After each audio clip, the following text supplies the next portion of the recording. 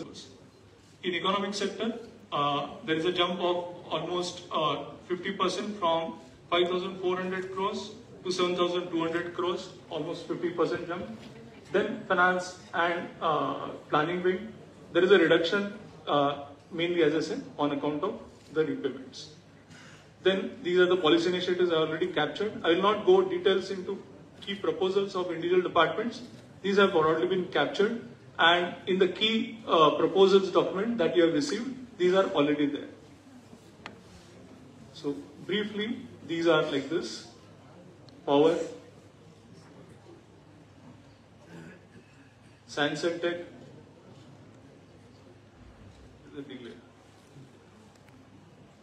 okay.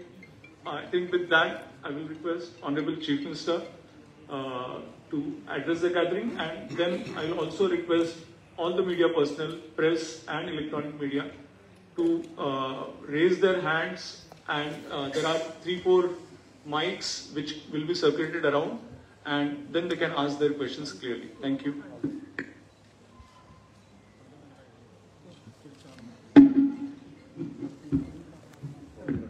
Thank you, Santosh.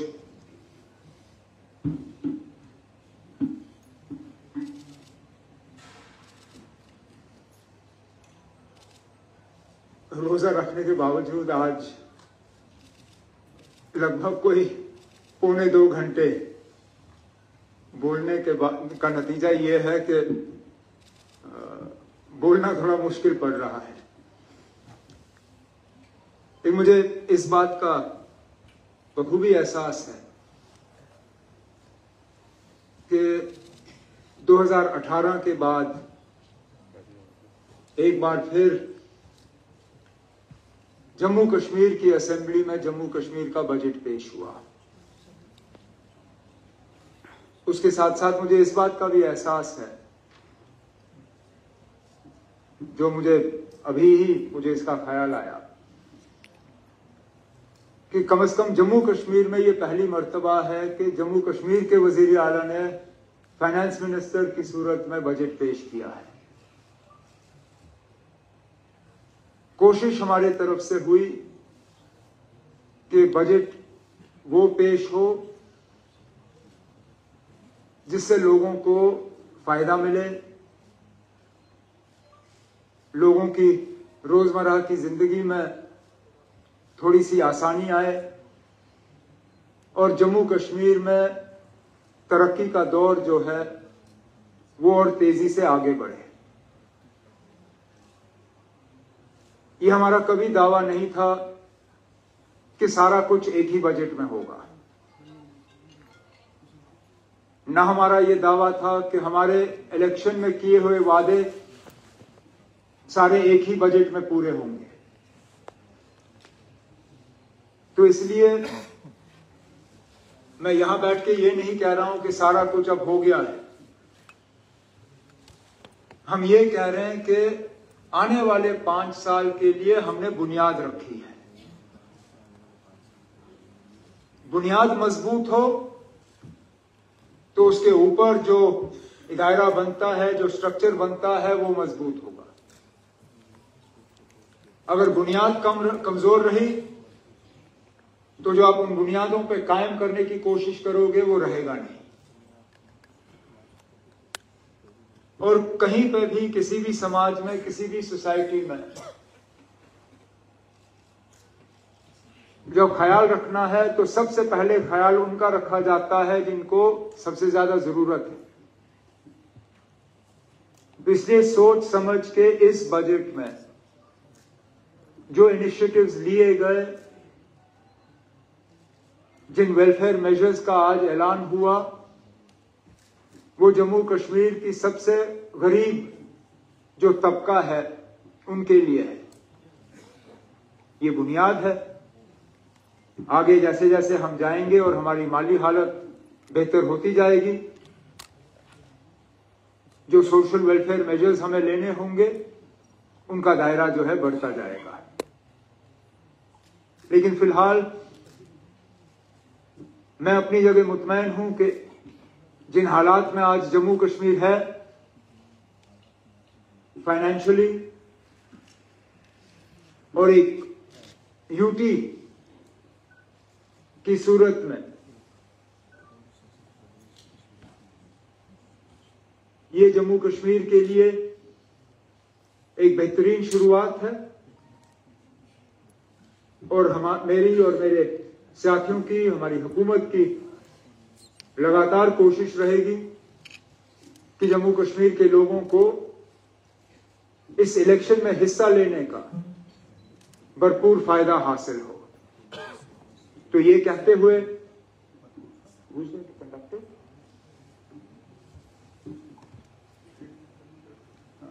मैं direct information साहब से कह दूंगा कि वो प्रेस कॉन्फ्रेंस को आगे बढ़ाएं। Thank you, sir.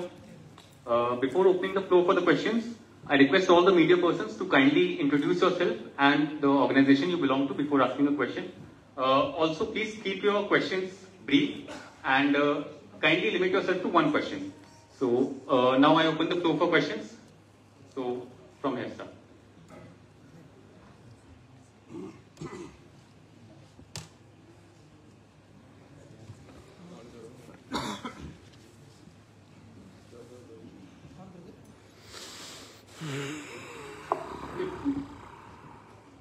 Good evening, sir. This is Shruti Smita from Greater Kashmir. Sir, my question is related to what you are in your maiden budget.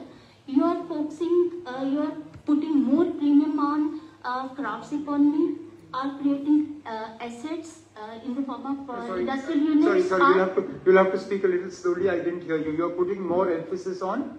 Sir, you are putting more premium on what?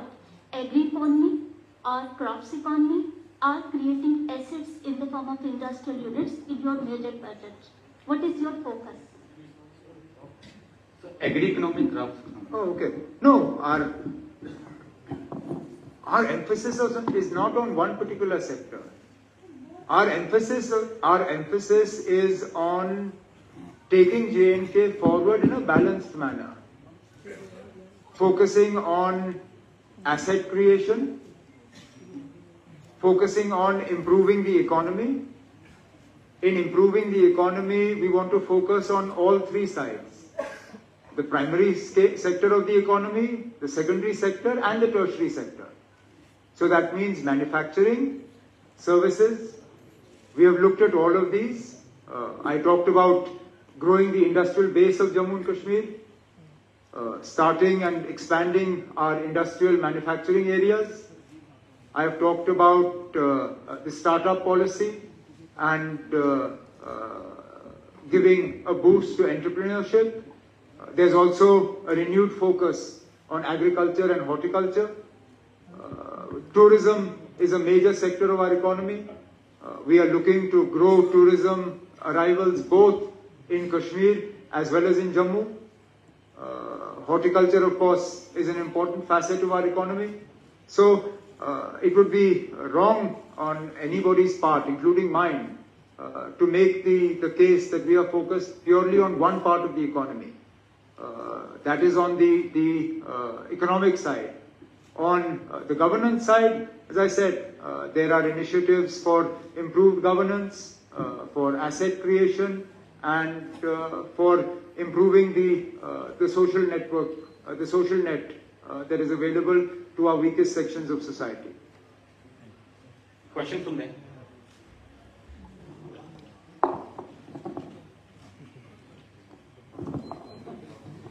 I am Anil Bhatt from PTI. Umar Sahab, you have showcased a lot more programs in your budget. One important factor that we generally talk about is the agriculture or tourism-based economy of J&K. But never has the focus gone to the hydropower, which is the biggest economy in terms of, in fact, it can be 20,000 crores economy for J&K. You have spelled the new hydropower policy for this thing. Can you specific about the projects, particularly private projects? Actually, in my budget speech, I've said that we are formulating a new hydropower policy. It is currently at the formulation stage within the Power Department. And as soon as we have the policy, the framework of the policy is ready. It's just that it has to be added to. Once the policy is ready, it will be put before the people. But the aim of that policy, again, is to focus on both the generation side, so that we have greater generation, and also on the distribution, transmission and distribution side as well, so that the losses that we have in our transmission and distribution system, those are also brought down. Next. Hello, Umar sahab Vinod बोल रहा हूँ मैं Gulistan news channel से। नमस्कार। मैं budget एक glass पढ़ रहा था, उसको देख करके मुझे लगा कि हमारा रेवेन्यू एक्सपेंडिचर बढ़ा है और कैपिटल एक्सपेंडिचर कम हुआ है। कैपिटल एक्सपेंडिचर 19% है और रेवेन्यू एक्सपेंडिचर आप अंदाजा लगा सकते हैं। उसकी वजह क्या है, फ्रीबी या फिर सोशल सिक्योरिटी? एक सवाल ये मेरा।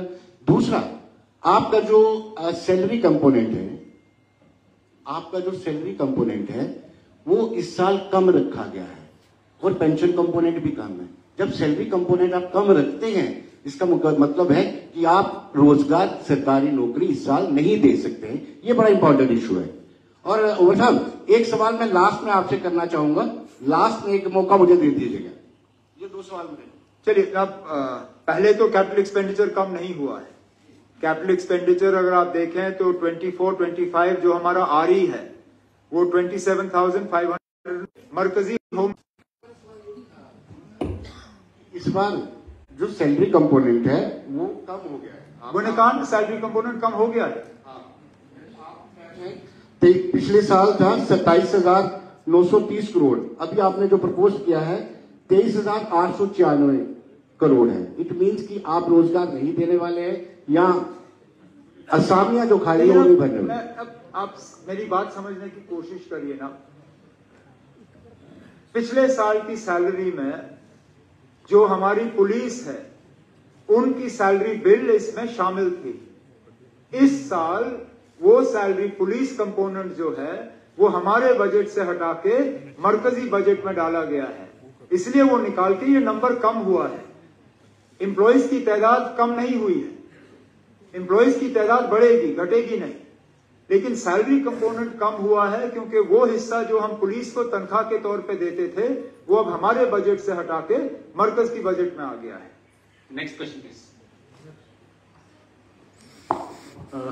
Good evening sir, Rohit Sharma tech one channel से। सर, डेली वेजेस के लिए मैं पूछना चाहूंगा, उनका बड़ा लंबे समय से इंतजार था। दरअसल जब यहाँ से बाहर जाएंगे वो हमें पूछेंगे, जब हम कल उनके प्रोटेस्ट में उनकी कवरेज करेंगे एसपी उसको लेकर। पिछले दिनों आपके एक ट्विटर हैंडल से पोस्ट डाली गई जिसको क्लैरिफिकेशन दी गई, लेकिन सवाल उनका जो है वो आप तक पहुंचाने के लिए वो हमें मीडिएशन चूज करते हैं। क्या कुछ उनके लिए निकल कर आ रहा है? सर, एडिशन करूंगा AA वाइज के लिए जो आपने बजट लाया है, नो डाउट बहुत ज्यादा बेनिफिट उनको मिलेगा, but don't you think sir कि बीपीएल्स का जो पैरामीटर सेट किया गया है उनको एक बार फिर से सर्वे करने की जरूरत है, ताकि जो एपीएल्स में आज की डेट में फॉल कर रहे हैं वो इसका बेनिफिट नहीं ले पाएंगे? सर, अब जहां तक डेली वेजर्स और इनकी बात है, उनके लिए एक पॉलिसी हमें बनानी होगी। पहले तो ये है कि हमें उनका नंबर तय करना होगा, क्योंकि आप जिससे बात करें नंबर बदलता रहता है, कहीं पे भी एक नंबर हमारे पास है नहीं।